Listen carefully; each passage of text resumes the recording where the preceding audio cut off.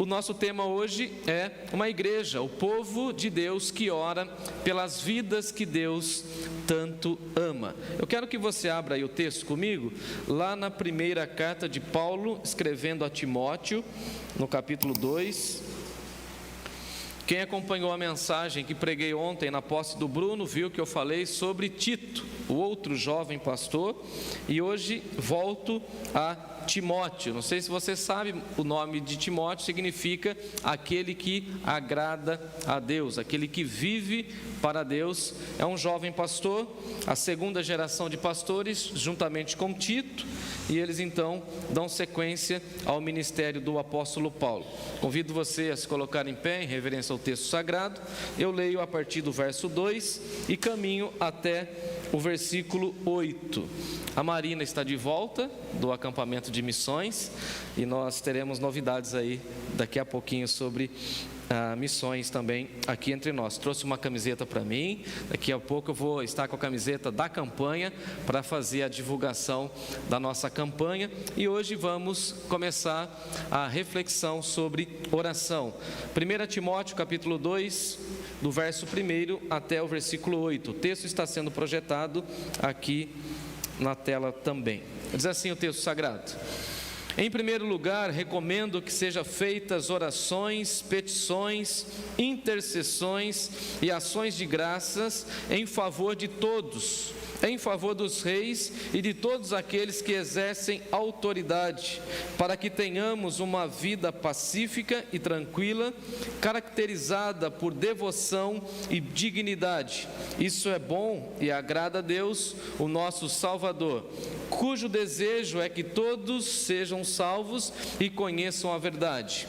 Pois há um só Deus e um só mediador entre Deus e a humanidade, o homem Cristo Jesus. Ele deu a sua vida para comprar a liberdade de todos. Essa é a mensagem que foi entregue ao mundo no momento oportuno. E eu fui escolhido como pregador e apóstolo para ensinar os gentios essa mensagem a respeito da fé e da verdade. Não estou mentindo, digo a verdade. Quero, portanto, que em todo lugar de culto os homens orem com mãos santas, levantadas, livres da ira e também de controvérsias. Deus abençoe a sua palavra em nossos corações. Amém? Feche seus olhos. Senhor nosso Deus e nosso Pai, mais uma vez pedimos a iluminação do Teu Espírito, pedimos que o Senhor fale o nosso coração. Obrigado, Senhor, por esse ardor missionário que invade as nossas vidas, e nós oramos, ó Deus, pelos missionários que estão espalhados pelos campos, nós oramos pelas igrejas a fim de que elas sejam despertadas, e nós oramos também pelo Teu povo, para que seja generoso, para que seja um povo de oração. Permita, ó Deus, que ouçamos a Tua voz nessa noite e que Teu Espírito Santo tenha liberdade a falar em nossos corações. No nome de Jesus, pedimos perdão pelas nossas faltas, pelos nossos pecados, pelos pecados ocultos, pelos pecados que nós nem percebemos que cometemos, mas também, ó Deus, reconhecemos que o Senhor é misericordioso, perdoador e é rico em graça. Que a Tua graça e a Tua misericórdia sejam sobre nós e que o Senhor faça chover sobre nós as bênçãos espirituais reservadas em Cristo Jesus. É no nome dele que nós oramos. Amém. Amém. Podeis assentar, queridos.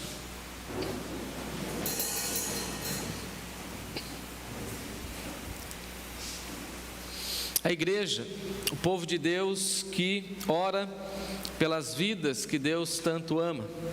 Paulo aqui vai mostrar para nós o plano de Deus e a nossa responsabilidade.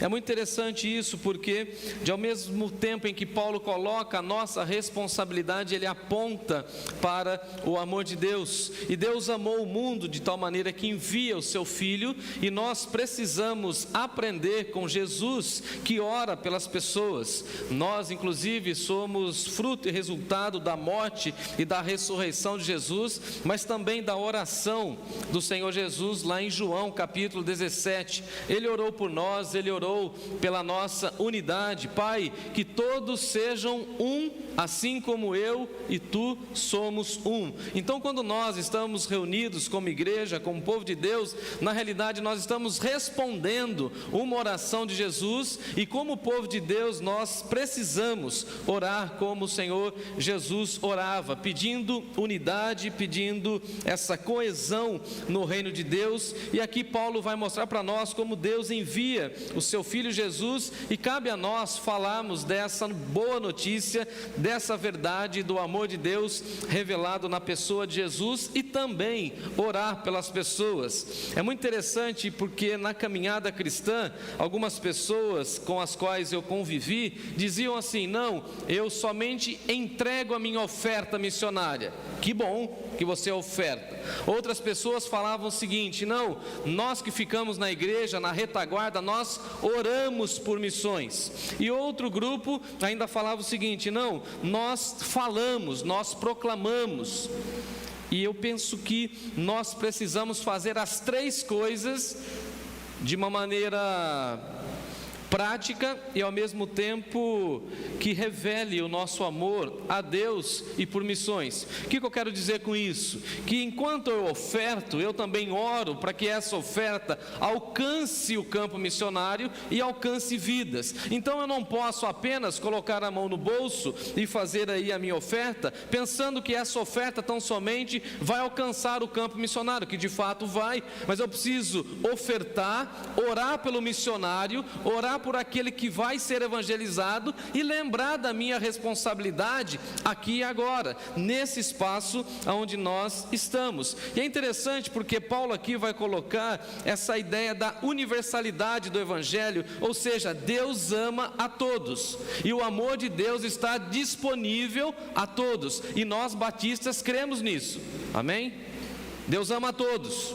Nós às vezes fazemos acepção de pessoas, nós queremos e desejamos amar determinadas pessoas ou determinados grupos de pessoas, mas Deus não faz assim. Inclusive, um dos problemas que nós temos é que Deus ama algumas pessoas que nós não queríamos amar.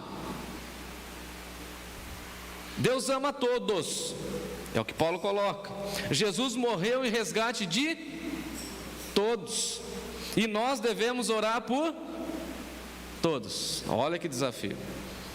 Quando Jesus fala o seguinte: olha, não adianta nada você orar pelos seus amigos, porque os seus amigos te amam, gostam de você, estão sempre contigo. Vocês têm que orar pelos amigos, sim, mas vocês como cristãos precisam orar pelos inimigos. E aí Jesus amplia essa questão da oração.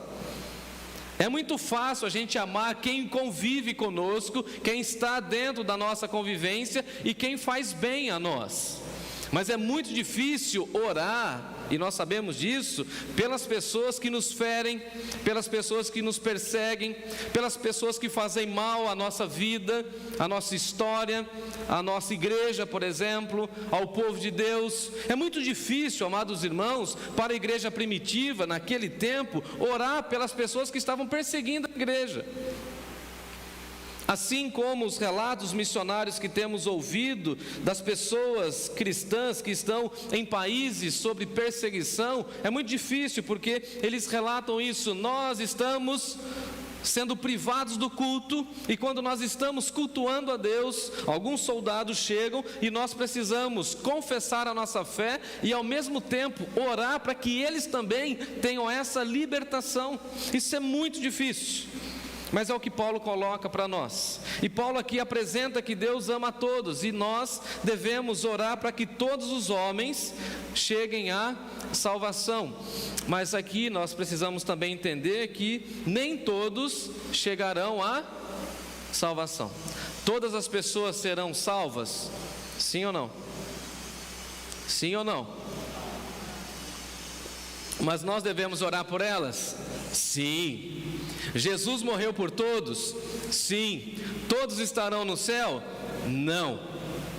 Mas a nossa missão é orar por essas pessoas. E esse tema da oração, principalmente pelas autoridades, daqui a pouquinho eu quero chegar nesse ponto aí no versículo 2, veio muito à tona nos últimos anos por conta das discussões políticas, e aí todo mundo ficava falando que nós precisávamos orar pelas autoridades constituídas pela classe política, o que de fato é verdade, vírgula. No entanto, Paulo, antes de falar das autoridades, diz que nós precisamos orar por todos, e daqui a pouquinho eu toco nesse ponto. E aí nós, infelizmente, na nossa nação, invertemos a ordem e colocamos outras prioridades na frente daquilo que de fato é importante. Gosto de Billy Graham, quando Billy Graham fala o seguinte: coloque as coisas em primeiro lugar que de fato precisam estar em primeiro lugar, e as outras coisas certamente irão se encaixar. A prioridade do povo de Deus é orar por todas as pessoas, e orar por todas as pessoas, meus amados irmãos, envolve as pessoas que nós inclusive temos dificuldade de amar. Agora, não existe nada mais profundo na espiritualidade cristã do que você amar uma pessoa por meio da oração. E aí você ama a pessoa orando por ela. É tão bonito quando você está passando por um momento difícil e chega alguém, acho que você já passou por isso, e a pessoa chega e fala assim para você: estou orando pela sua vida. Aí você fala assim: mas quem que te falou? Não, ninguém me falou nada, mas eu estou orando por você, eu vim te ver. É uma demonstração de amor. E nós amamos o mundo orando pelo mundo. Nós amamos o nosso bairro orando pelo nosso bairro. Nós amamos a nossa família orando pela nossa família, mesmo sabendo que tem umas pessoas lá que a gente fala assim, como o nosso professor hoje também falou na nossa classe, que a gente tem vontade de pegar o pescoço assim. Mas essa é a velha natureza. A nova natureza de Cristo Jesus fala o seguinte: ao invés de eu querer o mal dessa pessoa, eu oro por ela. Fui perguntado dia desses como nós temos a alegria de entrar, por exemplo, nas unidades penitenciárias falando do amor de Deus, e as pessoas então ficam às vezes perguntando, né, ô Jefferson, como que é? São pessoas, são pecadores iguais a nós, cometeram delitos e dificuldades, e tudo bem por isso, eles têm que pagar por isso. Agora, lá dentro tem um monte de pessoas, tem almas, e nós precisamos amar, nós precisamos orar por essas pessoas, nós precisamos entender que elas precisam é de Jesus e da esperança que há no nome de Jesus.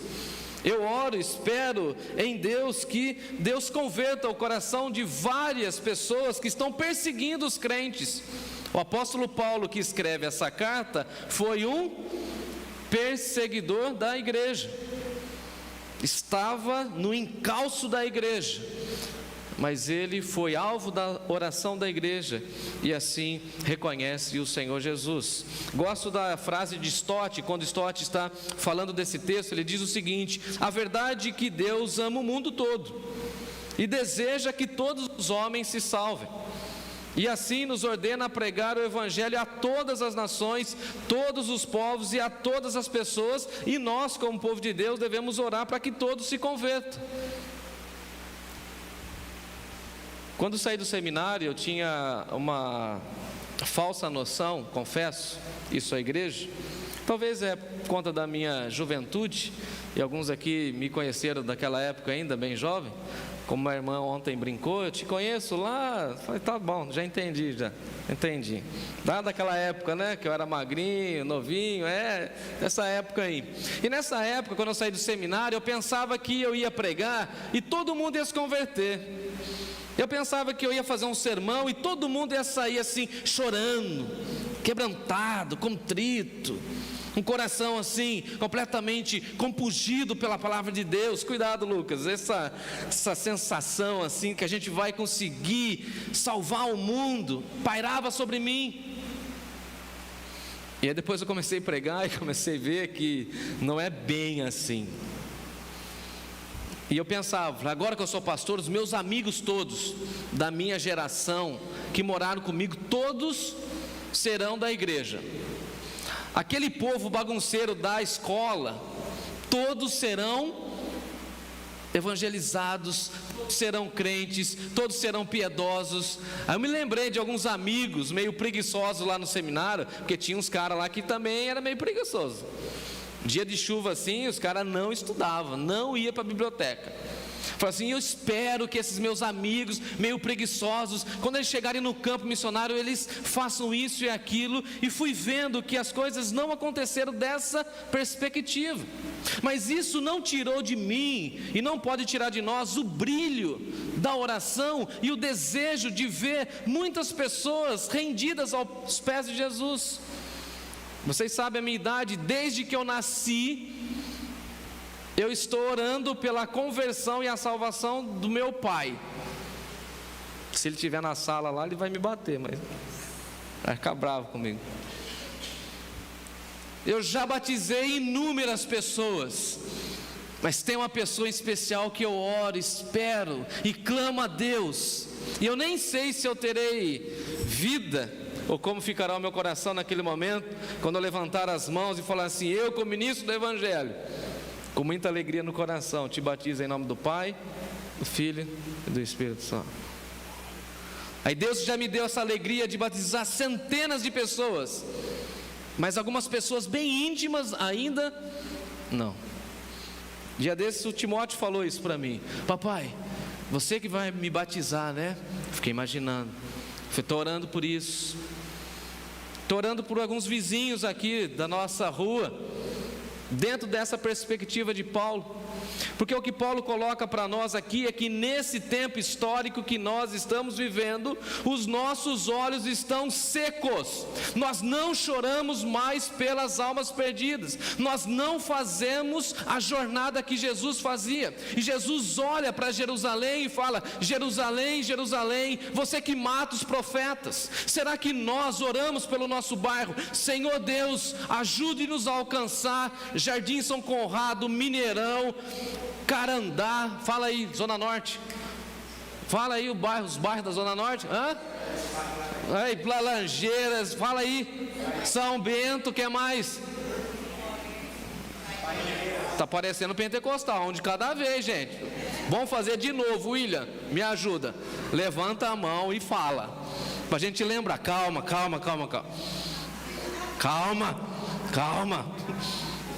pela ordem, presidente, assembleia, hein? Eu sou o presidente, espera aí, vocês dão risada, né? Mas para a gente exercitar a nossa oração, quer ver? Jardim São Conrado, onde que a gente está aqui inserido. Aqui para baixo é Mineirão, São Mateus, onde que eu moro ali, Vila Fiore e Olímpia, um de cada vez. O senhor... Maria Prado, Júlia, São Guilherme, São Lourenço, Paineiras, São Bento, Nova Sorocaba, levanta a mão, vamos. Sorocaba todo, calma, vamos chegar. Santo André, São Conrado, né? Nossa casa. Vila Carol, quem é da Zona Norte? Carandá, Abiteto, Renato. Laranjeiras, Nova Ipanema, Paineiras. E aí a gente tem que fazer o seguinte: Jerusalém, Jerusalém, colocar esses nomes, falando assim: vocês precisam voltar para os braços de Deus. O próprio Jesus estava falando o seguinte: Jerusalém, eu quis reunir vocês debaixo das minhas asas, eu quis ajuntar vocês, agregar vocês, mas vocês mataram os profetas. E veja que Paulo está colocando o seguinte: em primeiro lugar, ou seja, a prioridade da igreja é orar, chorar na presença de Deus, pedindo almas perdidas. A igreja primitiva consegue crescer, avançar, porque Deus a cada domingo ia acrescentando na igreja as pessoas que teriam que receber a salvação. E a minha pergunta, bem incômoda mesmo: será que nós estamos orando para a nossa igreja crescer? Será que nós estamos orando para que esse evangelho chegue nesses bairros que nós citamos? Será que nós estamos suplicando? Será que nós estamos orando? Será que nós ainda não temos mais lágrimas para chorar, ou o nosso coração está completamente duro? Será que a gente não chora, por exemplo, com as notícias dos pancadões aqui na nossa região? Uma lástima, uma vergonha, uma coisa triste, a nossa juventude perdida. E quando a gente vê as nossas crianças aqui, gente bonita, dá alegria no nosso coração, fala a verdade. Tanta falcatrua na nossa região, e a gente precisa orar e falar: Senhor, tem misericórdia. Jerusalém, Jerusalém. Paulo vai mostrar aqui que a prioridade nossa é orar. E ele coloca aqui 4 modalidades de oração. Dá uma olhadinha. Súplica. O que é uma súplica? Uma oração constante e perseverante.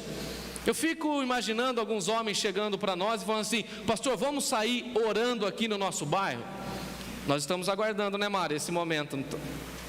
Jesus percorria as ruas, vielas, toda a circunvizinhança de onde ele estava, suplicando: ó Deus, dá-nos almas.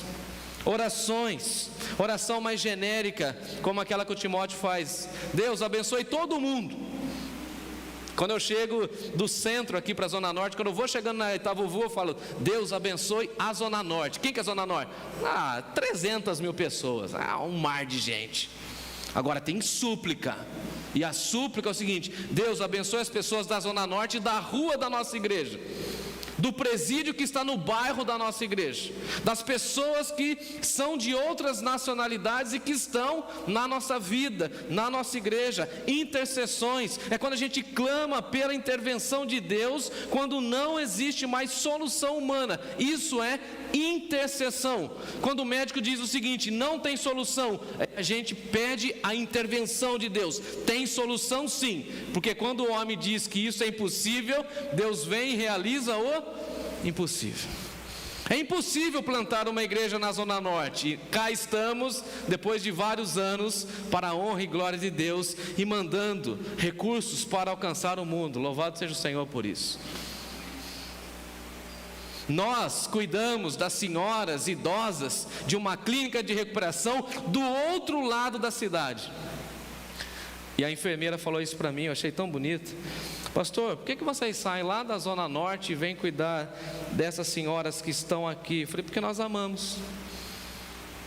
Nós amamos. Tem 19 mulheres lá, e a gente sai daqui da Zona Norte e vai até do outro lado da cidade para cantar com elas, porque a gente ama.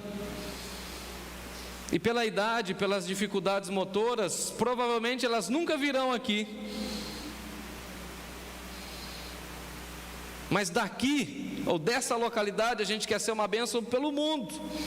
Ações de graça, orar agradecendo por tudo aquilo que Deus tem feito. Agora veja que interessante, Paulo está chamando a igreja para orar por todas as pessoas, clamar em favor de todas as pessoas. Eu fiz uma listinha aqui, quero ver se vocês me acompanham, se vocês podem acrescentar algumas coisas. Devemos orar pelas nossas crianças, que são assaltadas pelas ideologias do nosso país. Devemos orar pelos nossos adolescentes que estão sem sonhos, sem perspectivas. Devemos orar pelos jovens. Devemos orar pelos universitários.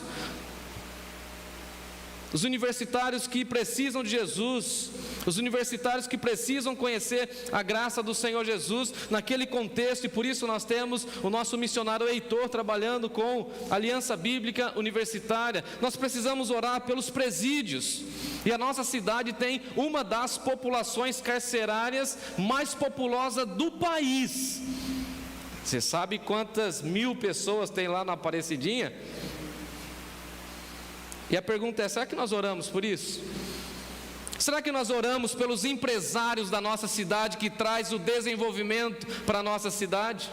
Será que nós oramos pelos microempresários? Será que nós oramos pelos namorados, pelos noivos, para que eles se casem de acordo com a vontade de Deus? Será que nós oramos pelos casais que estão vivendo conflito? Tem casal aí que o bicho pega, não pega? Pega ou não pega? Não vou falar o bairro, nem a região. Dia desse eu estava com o Timóteo, aqui na Zona Norte, fazendo uma visita. E aí o Tim falou assim: pai, será que vai demorar muito? Eu falei: não sei, vamos ver se a pessoa está aí, a pessoa que não é da igreja, a gente está tentando alcançá-la, uma família. E aí cheguei lá então, bati palma, sai o cachorro. E alguém me ensinou, quando o cachorro ou o gato da pessoa é bravo, é porque a casa, o dono também é meio... E veio o cachorro bravo, né, Natália? Bravo. E aí eu cheguei para apagar o incêndio, e o Timóteo nunca tinha visto uma briga de casal. E esse é o problema de a gente não ter família aqui, não tinha com quem deixar, e estávamos lá.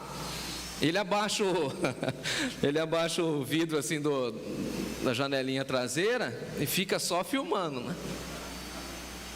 Pai, sai daí! E a vassoura pega e o negócio... Gente, que loucura! Que loucura! Pai, você é um herói. Eu falei: por quê? Ele falou: nunca imaginei você separando briga de casal. E a mulher grudava no cabelo do marido. Cara, uma loucura. E a pergunta é: nós estamos em oração por esse povo que estão se degladiando? Nós estamos orando pelos missionários espalhados pelo mundo. Nós estamos orando pelos pastores para que Deus dê graça e misericórdia. Porque assim, convenhamos, tem que ser corajoso, hein? Quando aquela mulher puxou a faca, o William, eu quase... Imagina, Bruno, se pega em mim. Aí depois que acalmou, Rafael, a gente fez um culto. A boa notícia para vocês não ficarem preocupados: eles estão bem. Daqui uns 2 meses, se a coisa continuar bem, eu acho que eles chegam para cá. Mas até organizar tudo, foi complicado. E nós precisamos orar pelos dependentes químicos. Você conhece alguém ou alguma família que tem alguém vivendo nessa realidade? Sim. Escravizado na bebida, no álcool. Rafael viu meu amigo aí quarta-feira. Pessoas em situação de rua. Os responsáveis pela limpeza urbana. Fiquei pensando nisso esses dias. Se o povo não passasse para recolher os containers, você imagina? 2 semanas sem recolhimento de containers. Você imaginou a cena? Você sair correndo atrás daquele caminhão? Imaginemos. O cara tem que ter porte físico, hein? Tem que ser semi-atleta. Correr. Você já empurrou um container? Depois você sobe no caminhão e o motorista do caminhão, diga-se de passagem, é tudo meio... E os caras... E com aquele odor agradável, né? E nós não oramos por eles. Nós não oramos pelos funcionários públicos, privados, por aqueles que abençoam as nossas vidas, pelos médicos, pelos profissionais liberais, orar pelos desempregados, orar pelos não alcançados pela salvação, orar pelos índios, pelos ciganos, pelo povo da América Latina que sofre. Nós temos aqui entre nós os venezuelanos, e na última quarta-feira vocês viram no chat o clamor deles pedindo para que nós orássemos pela salvação do povo da Venezuela. Orar pelas pessoas que estão fugindo do Haiti. O dia que o irmão Sonode estiver aqui, alguém chega para ele e pergunta como é sair do seu país, viajar 15 dias para chegar aqui na nossa nação com um sonho, um desejo de construir uma nova vida, uma nova história. América Latina completamente invadida por situações complicadas, a Europa. Orar pela guerra na Ucrânia, já vai fazer 1 ano e nós esquecemos, já saiu da nossa agenda. Estamos com outras prioridades. Orar pelos povos asiáticos, orar pelos africanos. Ontem lá na igreja onde o pastor Bruno está servindo e tomando posse, conheci mais 2 angolanos que vieram para o Brasil para estudar e fazer teologia, para levar conteúdo para o povo angolano. E amados irmãos, com uma notícia daquele menino, como que é o nome dele? Cipriano, né?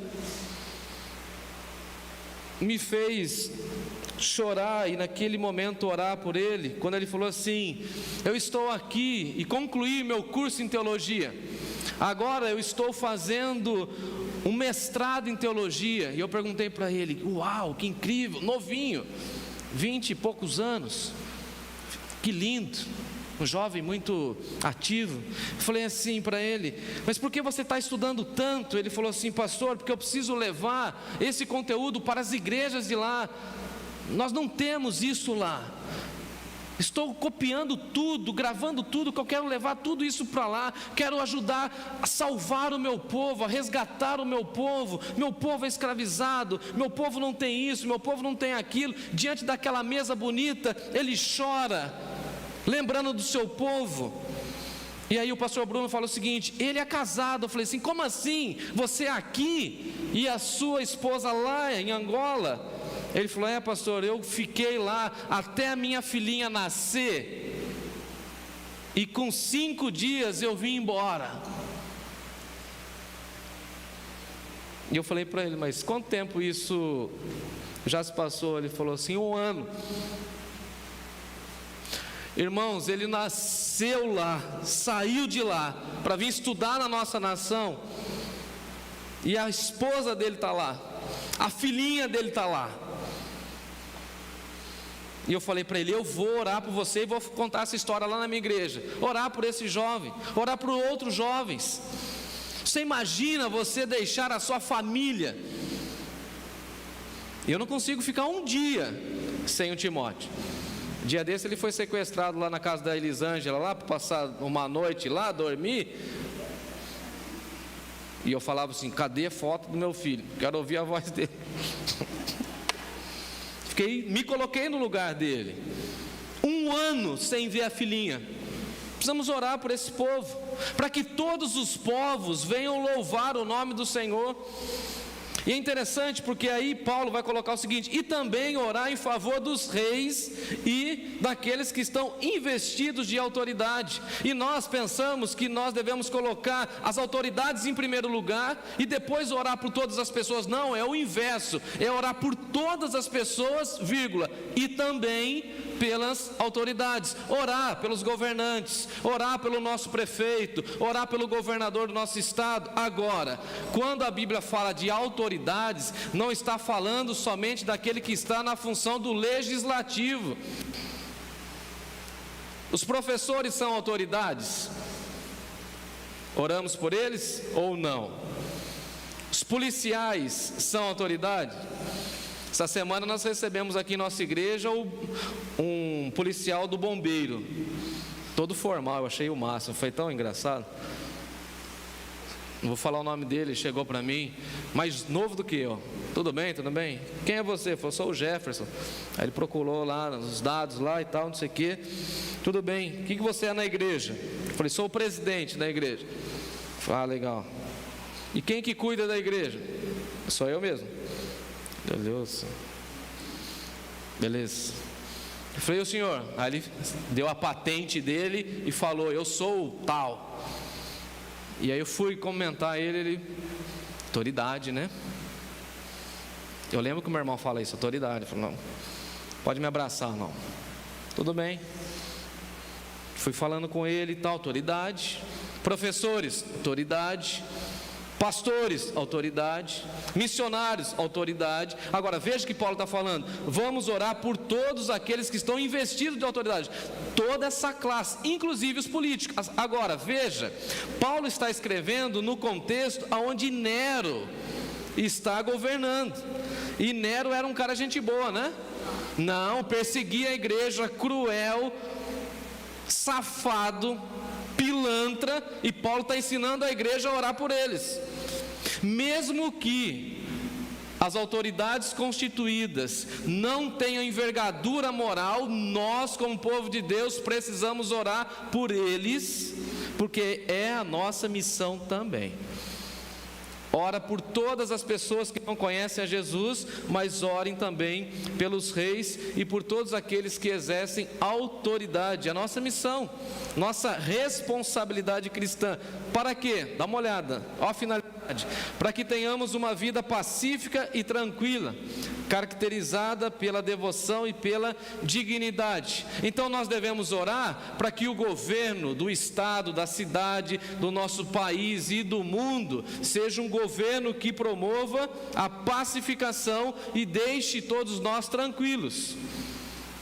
Agora, quer ver a coisa boa? E se eles não fizerem? E se eles não forem movidos por Deus? Eu tenho um versículo para eles. Horrível coisa é cair na mão do Deus. Não gosto de pensar nem de falar, mas não quero estar na pele desse povo, dessa classe política lá de Brasília. Você imagina quando o Deus eterno chamar eles e começar a pedir conta? Esse dinheiro que era para ser investido nisso, foi para cá. Isso aqui que era para cá, está aqui. Essa rodovia aqui fraudada, você pegou o dinheiro e colocou aqui. Quando eu nasci, meu pai, caminhoneiro, tinha um slogan, eu não vou falar nem o nome, vocês vão pegar no ato. A galera do rouba mais, tinha aqui no nosso estado, um governador assim. Todo mundo sabia que ele...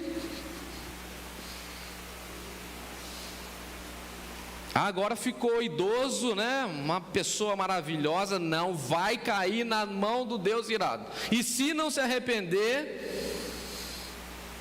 como diria o meu amigo, o bicho vai pegar. E o que nós precisamos fazer? Orar por ele. Orar para que ele se converta. Mesmo que seja no finalzinho da vida, mas que ele tenha o arrependimento. Agora veja, o que a igreja precisa fazer é orar por todas as pessoas, orar pelas autoridades, para que tenhamos uma vida tranquila. E veja que interessante, isso é bom e agrada a Deus. Quando você ora pelas autoridades, isso agrada a Deus. Quando você ora pela sua liderança, isso agrada a Deus. Porque na realidade, o que Deus deseja para nós é que todos nós cheguemos à salvação. Às vezes nós não queremos que determinada pessoa chegue à salvação, mas Deus quer. Qual que é o desejo de Deus? Que todos sejam salvos. Você imagina que maravilha seria? Pensa assim, ó, rapidinho. Ah, se toda a minha família fosse cristã, pensa, mas cristã, de verdade, porque tem muita gente hoje que só tem o cristianismo como nomenclatura, né?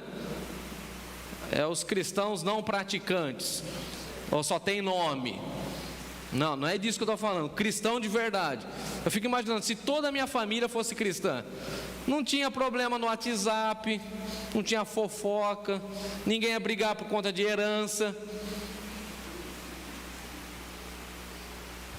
Se o nosso bairro fosse convertido, imagina, não ia ter gente passando aí com o carro do ovo bem na hora que eu estou falando, porque ele ia entender, ele ia estar aqui na igreja, ele não ia estar fazendo comércio no domingo. Não ia ter carro passando aqui vibrando na hora que a gente está falando. Agora, se todo mundo se convertesse, seria mil maravilha. Agora, cabe a nós orar. Se todas as pessoas que estão nos leitos hospitalares tivessem um encontro com Jesus, é isso que Deus espera. Agora, nós precisamos entrar nessa brecha e orar por isso, clamar a Deus, orar, pedir que todas as pessoas cheguem ao entendimento e conheçam a verdade, porque se conhecerem a verdade, serão livres. E Paulo vai colocar a realidade de que há um só Deus e um só mediador entre Deus e os homens. Lembra daquela palavra muito comum na nossa nação? Todos os caminhos levam a Deus. É mesmo? A Bíblia toda vai mostrando para nós a exclusividade de Deus. Deus é exclusivo. Há um só Deus. E os outros são deuses com D minúsculo. E nós precisamos ensinar isso para as crianças. Qualquer outra coisa que venha substituir o amor de Deus no nosso coração se torna um ídolo. E o coração do homem é uma fábrica de produção de ídolos. E nós ficamos idolatrando todas as coisas. E vem Paulo e vai falar o seguinte: só existe um Deus. Não existe vários caminhos, só tem um caminho, que é Jesus. Eu sou o caminho, a verdade e a vida. E ninguém vem ao Pai, ou seja, ninguém chega no Pai se não passar por mim. E aí tem gente que fala o seguinte: eu quero ter uma vida de paz com Deus. Então você precisa conhecer Jesus, porque só Jesus é que te leva ao Pai. Somente Ele é o mediador. E a igreja deve orar para que esse mediador seja de fato, de verdade, revelado na vida das pessoas, porque somente Ele pode nos levar até a presença de Deus. Somente Ele é o nosso intermediário. Somente Ele pode nos levar à presença do Pai. E somente Ele é o mediador, não tem outro. Como que a gente chega na presença de Deus sem Jesus? Tem saída? Tem saída. Só Ele é o mediador. E por isso que Jesus é o único capaz de se colocar no meio entre Deus e a raça humana. É muito interessante porque Ele intercede por nós e Ele fala essa verdade, somente Ele. E a expressão de Paulo, se você ficou atento aí na leitura, é o seguinte: há um só mediador entre Deus e os homens, Cristo Jesus, homem. E aqui Paulo é categórico ao dizer que só Jesus como Filho de Deus, homem. Quem aqui conhece teologia sabe dessa vertente. Jesus é 100% Deus? É. Quem controla a natureza? Jesus, porque Ele estava com o Pai criando. Quem pode trazer o Lázaro da morte para a vida? Jesus tem poder, 100% Deus.